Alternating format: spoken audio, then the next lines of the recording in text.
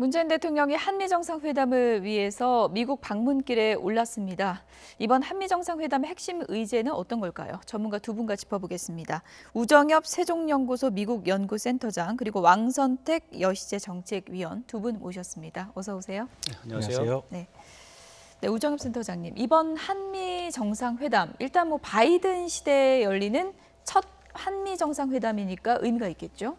네, 대면 회담으로 예. 이제 첫 회담이고요. 미국 정부로서는 스가 총리와 일본 정부와의 첫 대면 정상회담 이후 두 번째입니다. 이러한 회담 상대를 선택하는 문제만 보더라도 바이든 예. 정부가 어떠한 외교 정책 방향을 가지고 있는지 우리가 알 수 있는데요. 트럼프 정부 4년 이후에 매우 빠른 속도로 외교 안보의 방향을 전환하고 있는 미국 바이든 정부와 임기 1년이 채 남지 않았지만 북한 문제 등을 포함해서 많은 부분의 외교 안보를 다뤄야 하는 우리 정부 사이에서 우리 정부가 남아 있는 임기 1년 동안 그리고 이제 미국 정부는 이제 곧 이제 시작하는 앞으로 남은 3년여의 시간 동안 어떻게 한미 동맹을 공고히 하면서 지역 안정 그리고 양자 관계를 이끌어갈지를 이야기하는 중요한 정상회담이 될 것으로 보입니다. 예. 또 바이든 대통령은 트럼프 대통령하고 스타일도 많이 다르고요. 문재인 대통령이 이제 처음 만나는 거니까 그렇죠. 어떤 스타일인가 이렇게 좀 합을 맞춰보는 그런 시간이다 이렇게도 볼 수 있지 않을까요? 물론입니다. 예. 아주 중요한 그런 상황이고 우리 문재인 대통령한테도 굉장히 중요한 것이지만 바이든 대통령에게도 이번 정상회담은 아주 중요합니다.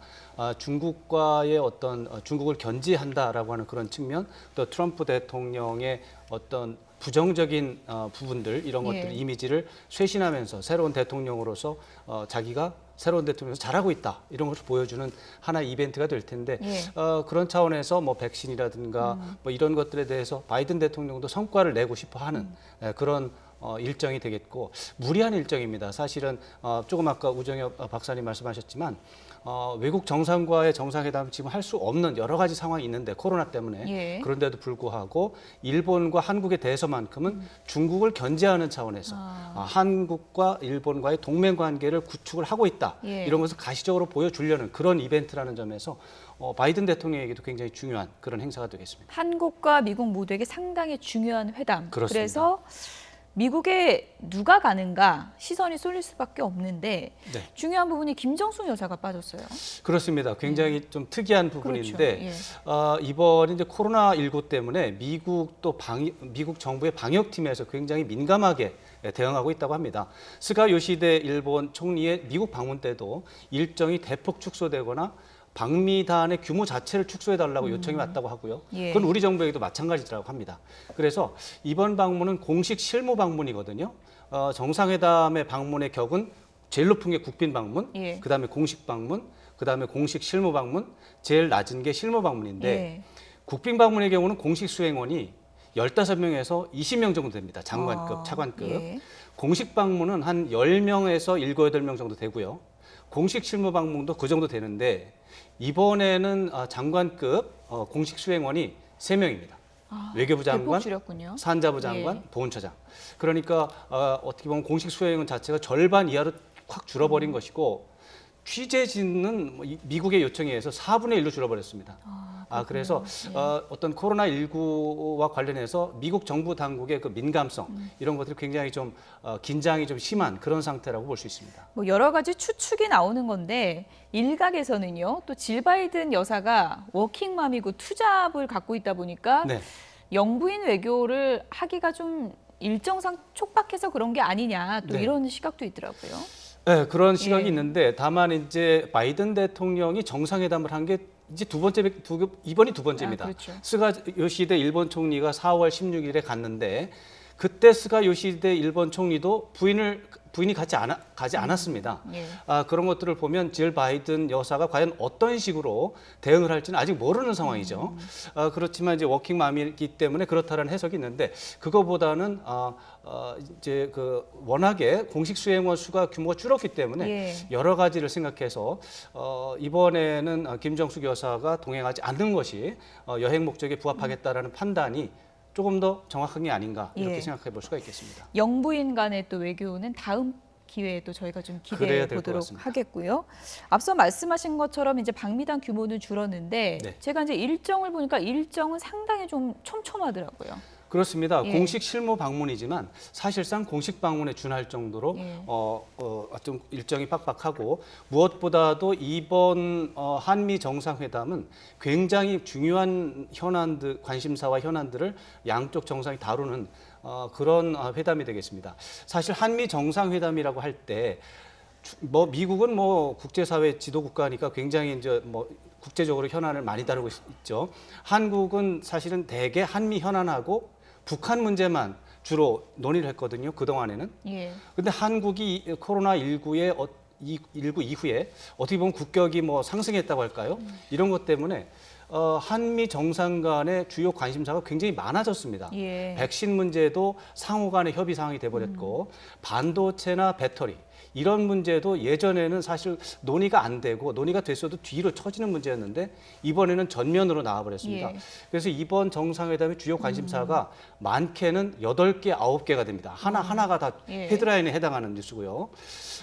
좀 줄여서 봐도 4개, 5개 이상의 중요한 이슈가 있기 때문에 이 정도 되면은 한미 정상회담으로는 가장 무거운 현안을 다루는 그런 회담이기 때문에 어떻게 보면 우리나라 한미 관계의 양자 관계의 질적 격상, 예. 양적 격상 이런 것들이 이번 정상회담을 통해서 실현이 된다. 이런 차원에서도 이번 정상회담을 좀 눈여겨볼 필요가 있겠습니다. 첫 대면이지만 나눌 얘기는 참 많은 그런 정상회담이라고 할 수 있는데 스가 총리 다음에 열리다 보니까 좀 비교도 될 수 있을 것 같아요. 이번에 정상회담 시간이 3시간이 잡혀 있던데 스가 총리 때보다 좀 늘어난 거 아닌가요? 글쎄 시간이 30분 늘어났다는 게 큰 의미가 예, 있다보다는 스가 총리 때가 2시간 반이었던 네네. 스가 거죠. 총리 때는 사실 어떤 만찬 일정을 넣으려다가 예. 이제 코로나에 대한 우려와 이런 문제 때문에 마스크를 쓰고 햄버거를 앞에 놓고 있는 사진이 보도가 되면서 일본 내에서도 저럴 거면 굳이 왜 만찬 일정을 잡았냐라는 비판이 나왔습니다. 그래서 보도가 나오기로는 우리 정부도 이제 미국 정부와 일정을 조율하는 과정에서 햄버거를 그렇게 앞에 놓고 이야기하는 거면 사실 만찬이 필요 없지 않겠느냐 예. 하는 이야기가 오고 갔었고 아마 그런 과정에서 그런 만찬과 같은 대화를 나눌 시간이 이제 제외하다 보니까 협상의 시간을 좀 더 길게 잡은 것이 아닌가 생각이 됩니다. 네, 그 3시간 동안 대화 테이블에 어떤 게 올라갈 것인가 나열하자면 끝도 없겠지만 네. 핵심 4가지 키워드를 얘기하자면 어떤 게 있는지 좀 정리를 해주시죠. 조금 전에 말씀드린 것처럼 작게 보면 4가지 정도로 예. 줄일 수가 있지만 어떻게 보면은 크게 보면은 표준적으로 보면 8개, 7, 9개 정도로 좀 볼 수가 좀 있어요. 그런데 이제 막연하게 정할 게 아니고 이제 정상회담을 어떻게 의제를 분류하는 나름대로의 이제 차원이 있는데 예. 가장 첫 번째로 보는 것은 한미 양자 관심사가 있느냐 없느냐 이렇게 물어보면 되거든요. 지금 현재는 특별한 게 없어요. 한미 간의 양자 현안은 특별한 게 없습니다. 그래서 그 부분에 대해서 얘기할 게 별로 없고요. 두 번째 차원은 한반도 관심사가 있습니다. 예. 이게 북한 문제입니다. 그렇죠. 북핵 문제에 대해서는 굉장히 이게 큰 관심사인데 뭐냐면 미국이 대북 정책 재검토를 했잖아요. 한 결과 그 다음에 바이든 대통령이 북한을 어떻게 묘사를 할 건지, 북한의 국명을 제대로 표현을 할 건지. 예. 김정은 위원장을 뭐라고 또 호칭을 할 건지 단어 사용 단어 하나하나가 사용 하나하나. 관심이겠군요. 싱가포르 이제 정상회담 공동 성명을 받는다 안 받는다라는 말을 할 건지 말 건지 예. 이런 것들이 정상회담 이후에 공동 성명에서 바이든 대통령이 뭐라고 표현하는지 이런 것들이 한반도 현안에서 가장 민감한 관심사가 되겠고 그 다음 단계가 이제 동북아 지역 관심사가 있습니다. 동북아 지역 관심사는 지금 현재로서는 미중 갈등 관계 속에서 예. 벌어지는 일인데 크게 3가지로 나눌 수가 있어요.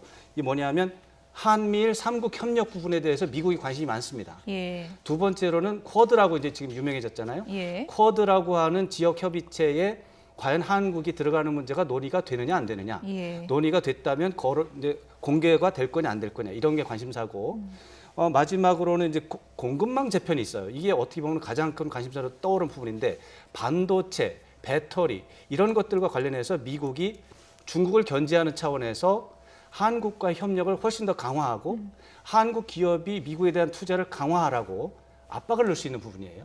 사전에 이런 것들이 얼마나 협의가 되는지 모르겠는데 예. 이런 것들이 굉장히 크게 나올 가능성이 있습니다. 그리고 마지막으로 지구촌 관심사가 있습니다. 사실 지구촌 관심사는 한미 정상회담에서 큰 이슈가 아니었습니다, 그동안.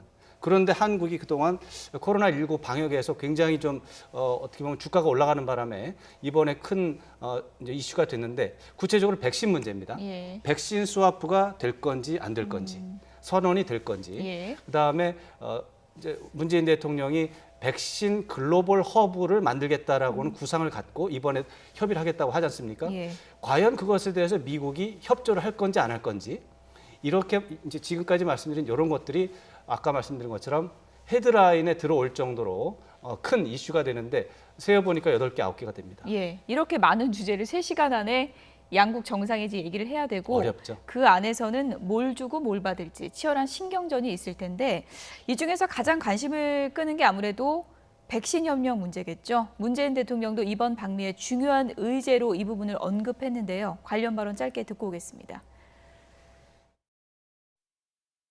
이번 방미를 백신 협력을 강화하고 백신 생산의 글로벌 허브로 나아가는 계기로 삼겠습니다. And we need to help fight the disease around the world to keep us safe here at home and to do the right thing of helping other people. It's the right thing to do. It's the smart thing to do. It's the strong thing to do. 이번 한미 정상회담을 놓고 백신 담판이다 이렇게 부르기도 합니다. 백신 담판 부분에서 우리가 좀 좋은 성과를 거둘 걸로 예상하십니까? 어떻게 보십니까? 이번 정상회담은 사실 예. 우리가 지금 당장 필요한 백신을 좀 얻어온다라는 차원에서 본다면은 그거보다는 좀 예. 넓은 차원의 이야기를 아마 미국은 원할 것 같고 예. 아마 우리도 우리의 국격상 백신 부족분을 좀 얻어오는 정도보다는 더 큰 차원의 이야기를 할 것 같습니다. 문재인 대통령의 발언도 그렇고 바이든 대통령의 발언도 그렇고 저러한 발언들은 지금 현재 우리나라와 같은 상황이 있지 않은 국가들, 그러니까 백신을 살 수도 없고 방역 체계가 매우 불안정한 국가들에 있어서 그러한 국가들에 대해서 지금 중국 및 러시아들이 이제 백신을 제공하면서 외교 관계를 넓혀가고 있기 때문에 예. 미국 차원에서는 미국이 제공하는, 그러니까 중국과 러시아의 백신에 흔들리지 않도록 하는 게 중요한 것이죠. 예. 그래서 이제 우리가 제공할 수 있는 협력이라는 것도 그러한 미국의 어떤 백신 외교 측면에서 우리가 도움을 주는 것이지 단순히 우리가 현재 부족한 백신을 몇백만 도즈 얻어오는 것 자체는 물론 부수적인 성과는 될 수 있겠습니다만 그것이 이번 정상회담의 주요 의제라고 보기는 저는 좀 어려울 것 같습니다. 정상회담 결과에 그런 내용이 명시될 가능성은 별로 없다고 보십니까? 정상회담 어떤 예. 공동선언문에 미국이 우리에게 백신을 얼마 주겠다라는 것은 예. 너무 작은 차원의 얘기가 될 것 같고요. 예. 아마 앞으로 이런 백신을 전 세계적으로 공급하는 데 있어서 한국과 미국이 어떠한 역할을 하겠다라는 것은 보다 큰 차원의 얘기이기 때문에 예. 공동선언문에 들어갈 것 같습니다. 네, 그런데 아무래도 이제 국민 입장에서는 화이자 수급 불안도 있고 하니까 이번에 정상회담 끝나고 나면은 화이자 좀 수급에 좀 숨통이 트였으면 좋겠다 이런 또 바람도 가득고 있지 않겠습니까? 어떻게 보십니까? 그렇죠. 그래서 예. 사실 미국 쪽에서 며칠 전에 파이자와 모더나 쪽으로 해서 2천만 회분을 이제 다른 나라에 공급을 한다는 원칙을 발표를 했어요. 과연 그 중에서 한국 쪽으로 오는 것이 있을 것이냐 없을 것이냐 이런 예. 것이 이제 관심사가 되는데 어느 정도는 오지 않을까라고 생각이 되지만 어느 그 규모에 따라서 평가가 좀 달라질 수는 있을 그중에 것 몇 같습니다. 퍼센트가 올지 이런 건 지금 장담하기는 힘든 상황인 네, 거죠. 그것은 아마도 정말 청와대 쪽에서도 굉장히 말을 조심하는 것 같고 예. 미국 쪽에서도 조금 아까 우정엽 박사님 말씀하신 것처럼 이 지금 미국에서 얘기하는 것이 돈이 많고 우리 한국은 사실 이제 국제사회에서 돈이 많은 나라로 이제 완전히 이제 분류가 예. 되어 있는데 돈이 없어서 백신을 못 구하는 나라가 전 세계에 굉장히 많이 있거든요. 예. 이제 그런 나라들을 미국이 이제 도와주는 문제. 예. 그런 나라들을 그동안 중국이 접근을 해가지고 친중국 국가로 지금 계속 만드는 작업을 보고 있으면서 미국이 뭔가를 해야 된다. 이런 얘기를 하는 와중에 이제 그런 차원에서 얘기가 나온 거거든요. 그렇다면 한국 쪽으로 오는 게 있을까? 이런 차원에서 본다면 좀 부정적인 요소가 있는데 예. 그럼에도 불구하고 어떤 우리 정부는 백신 문제에서 국내 정치적으로 좀 어려움을 겪는 게 사실 아닙니까? 그리고 이제 급하게 마련을 했지만 계약을 많이 해놨긴 해놨어요. 9,900만 회분을 많이 해놨지만 주로 이게 하반기에 몰려 있단 말이죠. 그러니까 뭐 좀 중반기를 넘어설 때 좀 필요한 물품을 좀 일찍 땡겨올 수 있다면 좋겠죠. 예. 그리고 한 가지 뭐 해리스 부통령, 미국에서 뭐 파워 부통령 이렇게도 불리는데 해리스 부통령이 백신 지원에 있어서 한국에 좀 우선순위를 두고 있다 이런 발언을 했기 때문에 이런 부분에서 좀 기대감을 갖는 분들도 많은 것 같아요. 네, 근데 이제 미국이 고려해야 될 국가가 이제 우리나라뿐만 아니라 예. 지금 뭐 대만도 문제가 되고 있고 또 일본 역시 지난번 스가 총리가 방문했을 때 뭐 화이자와의 계약을 과시한 것처럼 일본 역시 지금 백신 문제가 있습니다. 그리고 백신에 관해서 어떤 미국이 너무 이기적으로 흐르고 있는 것 아니냐라는 비판이 있었기 때문에 그거에 대한 대응을 하기 위해서 바이든 대통령과 백악관이 이제 백신을 좀 공유하는 방안을 연구하겠다라고 이야기한 것이고요. 예. 해리스 부통령이 물론 한국에 대한 백신 지원을 우선순위로 놓고 고려하겠다라고 했지만 네. 그것이 바이든 대통령이 말한 2천만 회 중 뭐 1,000만 도즈를 뭐 한국에 주겠다라는 네. 식의 언급은 아니었기 때문에 왕 박사님 말씀하신 대로 어느 정도의 양이 오느냐를 가지고 이번 정상회담이 잘 됐다 잘못됐다를 평가하는 것은 저는 좀 무리가 있을 거라고 생각이 됩니다. 예. 우리 입장에서 이제 백신 관련해서 국민의 기대감이 있다는 부분을 좀 짚어봤고 미국 입장에서 보면은 바이든 대통령이 가장 지금 머릿속에서 가장 중요하게 생각하는 단어는 반도체인가요? 어떤 건가요? 반도체, 배터리. 최근 며칠 반도체, 사이만 배터리. 보면 배터리입니다. 예, 배터리요. 반도체보다도 오히려 이제 배터리가 예. 더 관심이 많습니다. 조금 아까 이제 보도에 나왔는데 어제 바로 어제 바이든 대통령이 포드 자동차, 포드의 전기차 생산 시설에 가서 연설을 했습니다. 연설하고 나서 기자들 다보는 앞에서 트럭을 직접 몰고 가는 그런 모습도 보여주면서 전기차가 미국 산업의 미래고 전 세계적인 관심사다. 포드 자동차를 비롯해서 미국의 자동차 회사들이 그거를 잘해달라. 이제 그러면서 배터리의 중요성을 얘기를 했는데 바로 그 차에 실린 배터리가 한국산이라는 거죠. 예. 한국산 배터리인 거죠. 예.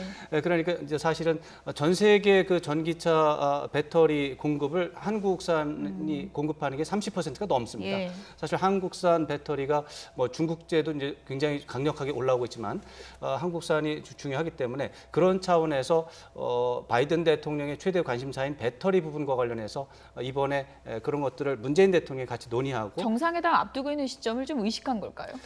저는 좀 관련이 있는 것 같습니다. 예.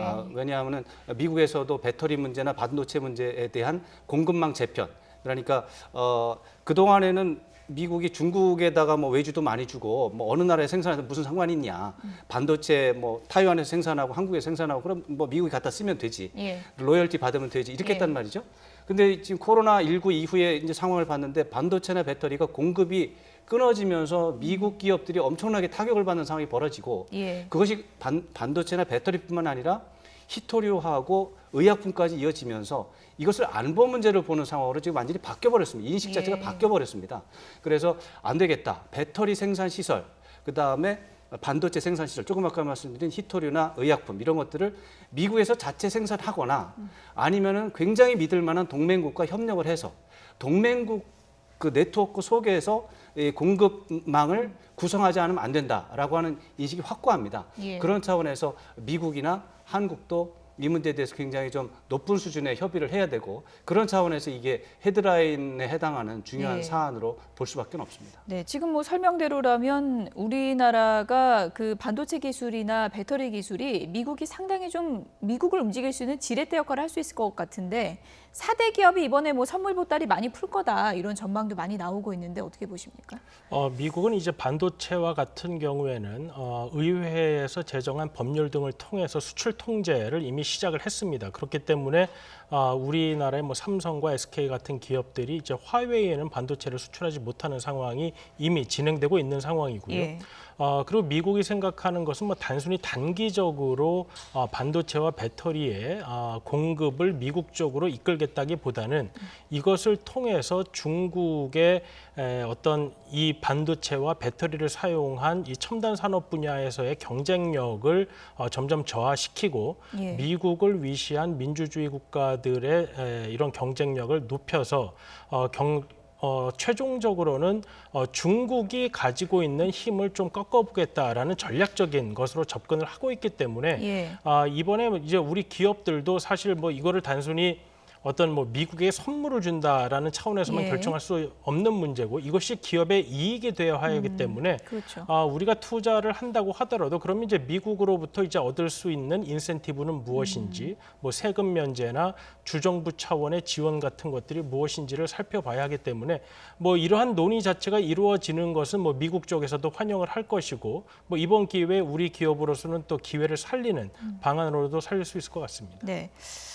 한 가지 좀 짚어봐야 될 게 조금 전에 이제 설명을 해주실 때 백신 몇만 도즈를 놓고 이번 정상회담의 성패를 논할 수 없다고 이제 짚어주셨는데 그러면 이번 한미 정상회담을 우리가 좀 성공적으로 끝냈다라고 할 때 어떤 부분을 기준으로 봐야 됩니까? 뭐 지금 말씀드린 대로 뭐 네 가지 적어도 네 가지 뭐 한 많으면 7, 8가지의 큰 주제가 있는데 예. 그 중에서 이제 뭐 대북 문제도 하나의 큰 이제 주제가 될 수가 있고 예. 백신 문제에서도 사실은 이제 뭐 아까 우정엽 박사님께서는 규모가 큰 문제는 안 될 예. 수화와 관련해서 규모가 큰 문제는 아닐 거라고 말씀하셨는데 만약에 뭐 500만 도즈 이상이 좀 되거나 하면 예. 아무래도 문재인 정부 쪽에서는 성과로 좀 홍보를 하는 그런 노력을 하지 않을까 이런 예상을 또 해볼 수가 있고 예. 그다음에 그 백신 생산의 글로벌 허브라는 부분도 굉장히 중요합니다. 그래서 뭐 삼성 바이오로직스하고 미국 업체하고 그동안 이제 물밑 협상을 해왔는데 그런 것들을 이번 한미 정상회담을 통해서 공식적이고 공개적으로 발표를 한다면 그런 것도 뭐 문재인 대통령 입장에서는 성과로 제시할 수 있는 그런 부분이 될 수 있을 거라고 생각을 할 수 있습니다. 네, 지금 이제 짚어주신 이런 부분들이 나중에 이제 결과에 담길 수 있게 우리 측에서도 상당히 좀 노력을 할 텐데 미국도 이제 요구하는 게 더 세질 수 있지 않겠습니까? 뭐 외교에는 공짜가 없다 이런 얘기도 있는데 쿼드 참여요. 이 부분을 요구하면은 우리가 어떻게 대응해야 된다고 보십니까? 물론 쿼드에 이미 들어가 있는 일본과는 정상회담에서 나오는 공동선언문의 내용이 다를 수밖에 없습니다. 예. 그런데 미국도 이제 우리가 쿼드라는 체제에 공식적으로 뭐 우리가 가입을 한다 안 한다라는 발언을 할 수 없는 상황이라는 것은 뭐 이미 알고 있기 때문에 이분법적으로 한국이 쿼드를 참여하는 문제를 뭐 이번에 공동선언문에 넣는다거나 아니면 뭐 일각에서 나오는 것처럼 뭐 백신을 주는 대신 쿼드에 참여하라라는 뭐 이런 식의 이야기는 뭐 제가 알고 있는 현재 미국으로서는 사실 있지 않을 것 같습니다. 예. 다만 미국이 쿼드라는 단어를 쓰지 않는다고 하더라도 미국이 원하는 방향은 너무도 명확하기 때문에 예. 미국이 생각하는 중국이 어떤 세계 질서를 지금 위협하고 있다. 그럼 그러한 질서를 지키는 데에 미국의 동맹국들이 도움을 줘야 하고 그거에 인식을 같이 해야 하지 않느냐라는 이야기는 분명히 할 겁니다. 그런 차원에서 어떤 질서를 해치는 행위에 대해서 그것에 대해서는 한미 동맹이 공고히 대응할 것이다라는 내용으로 아마 공동선언문에 들어가지 않을까 생각이 됩니다. 네. 쿼드 관련해서 사실은 백악관의 인도 태평양 조정관 커트 캠벨 조정관이 국내 언론하고 어제 인터뷰를 했습니다. 그 인터뷰를 한 내용에 보면 커트 캠벨 조정관이 말하기를 쿼드를 확대하는 문제는 현재 계획이 없다. 그렇게 말을 했기 때문에 아마 이번 한미 정상회담에서 한국에 대해서 쿼드에 가입을 해달라 이런 식의 요청은 없을 것이다. 이렇게 예측하는 것이 현재로서는 뭐 상식적인 것이라고 볼 수 있겠습니다. 네, 또 한 가지 중요한 게 조금 전에 언급해 주신 한반도 평화 프로세스 재가동 이 문제 아니겠습니까? 네. 대북 정책 관련해서 바이든 정부가 도대체 어떤 기조를 갖고 어떤 접근을 할 것인가 아직까지 좀 표면에 드러난 게 없는데 이번에 좀 알 수 있을까요? 그 부분에 대해서도 사실은 조금 전에 말씀드린 것처럼 커트 캠벨 인도태평양 조정관이 사실은 발언을 정확하게 했습니다. 예. 그것을 이제 제목을 아직 뭐 제목이 뭐냐고 이제 기자가 물어봤는데 제목을 특별히 구체적으로 달지는 않았다 이렇게 얘기하면서 이제 설명을 했는데 지난 4월 30일 날 젠사키 백악관 대변인이 대북 정책 재검토는 끝났다. 예. 구체적인 내용을 밝힐 수는 없지만 그것은 조율되고 또 조율되고 실용적인 접근법이 될 것이다. 이렇게 설명을 했거든요. 커트 캠벨 조정관이 똑같이 오늘 그 말을 반복을 하면서 한 칸 더 갔습니다. 예. 그 당시에는 젠사키 대변인이 그 정도에서 얘기 끝났고 이름을 밝히지 않는 익명의 고위 당국자가 워싱턴 포스트와의 인터뷰를 통해서 싱가포르 합의를 포함해서 예. 과거 기존의 합의에 기반해서 대북 정책을 펴겠다라고 해서 예. 한국 정부 입장을 상당히 반영한 그런 입장을 내놨거든요. 예. 이번에 커트 캠벨 조정관이 어제 인터뷰에서 싱가포르 그 말을 공식적으로 공개적으로 얘기를 했습니다. 그래서 싱가포르 합의를 포함해서 기존에 북미 간에 있었던 합의들에 기반을 해서 대북 정책을 펼쳐나가겠다. 그리고 매우 실용적이다. 유연하게 내가겠다. 네. 이런 취지를 얘기를 했기 때문에 생각했던 것보다는 조금 더 미국이 적극적으로 움직이지 않을까 예. 그런 생각을 해볼 수가 있고 북한에 대해서도 이 부분을 토론하기 위해서 좀 대화를 하자라고 제안을 했는데 북한에서 잘 접수했다 이런 반응이 나왔다고 하거든요. 그 이후에는 아직 말이 없습니다만 예. 북한이 그동안 해온 행태로 본다면 그 정도가 되면 네. 나쁘진 않은 반응이다. 일단 뭐 접수했다는 반응은 나쁘진 않은 네, 반응입니까? 뭐 예. 좋은 반응이다라고 표현하기는 아직 이른 네. 것 같아요. 그러나 그동안에 북한이 해왔던 여러 가지 좀 북한이 말하면 좀 거칠게 말을 하지 예. 않습니까? 그런 걸 봤을 때 잘 접수했다라고 하는 반응은 제가 봤을 때는 좀 긍정적으로 평가할 수 있는 요소가 있고 예. 북한도 굉장히 고민을 지금 하고 있는 게 아닌가 예. 이런 추측을 해볼 수가 있는 대목입니다. 접수한 다음의 반응은 이제 한미 정상회담 보고 또 나올 수도 있는 그렇습니다. 거고 한미 저희가 정상회담이 중요한 기다려 그런- 봐야 되는 건데 네. 바이든 정부가 지금까지 이제 쭉 나온 기사를 보면은 트럼프식 거래도 우리는 아니고 오바마 정부의 대북 정책도 아니다라고 했는데 어떤 스타일의 대북 정책이라고 예상해 볼 수 있을까요? 지금 이제 바이든 정부가 하고자 하는 것은 최종 목표에 동의하지 않는다고 하더라도 단계적인 협상을 통해서 비핵화의 길로 가겠다라는 것 같습니다. 예. 그러니까 스티븐 비건 대북 정책 특별 대표가 트럼프 대통령 시절 북한에게 이제 원했던 것은 소위 말하는 엔드 스테이트, 그러니까 최종적인 상태에 대한 합의를 한 이후에 그 다음에 이제 단계적인 실행을 하겠다라는 협상을 이제 시도를 했었는데 예. 북한에서는 이제 그러한 협상이 전혀 이루어지지 않았던 것이죠. 그리고 이제 오바마 대통령 당시에는 뭐 제재가 지금처럼 강하지도 않았을 뿐더러 뭐 일단 북한이 나오면 협상을 하겠다고 봤기 때문에 이제 협상이 잘 이루어지지 않았는데 지금 이제 워싱턴 포스트 등의 이제 보도 등을 나와서 보면은 단계적인 협상을 이제 할 수 있다라는 예. 이야기를 한 것으로 보입니다.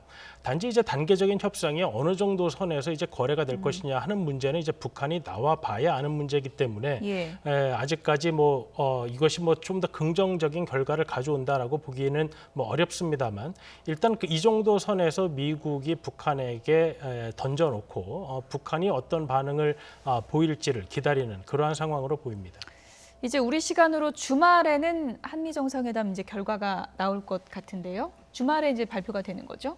예. 그렇죠. 토요일 날 우리 시간으로 예. 본다면 토요일 날 뭐 오전 5시, 6시 예. 이 정도의 기자회견을 하지 않을까 이렇게 예. 예상해 볼 수 있습니다. 예. 백신 빅딜 또 대북 정책 관련해서 양국 정상이 어떤 내용이 논의가 됐는지 그때 좀 확인해 보도록 하겠습니다. 지금까지 우정엽 세종연구소 미국 연구센터장 그리고 왕선택 여시재 정책위원 두 분이었습니다. 고맙습니다.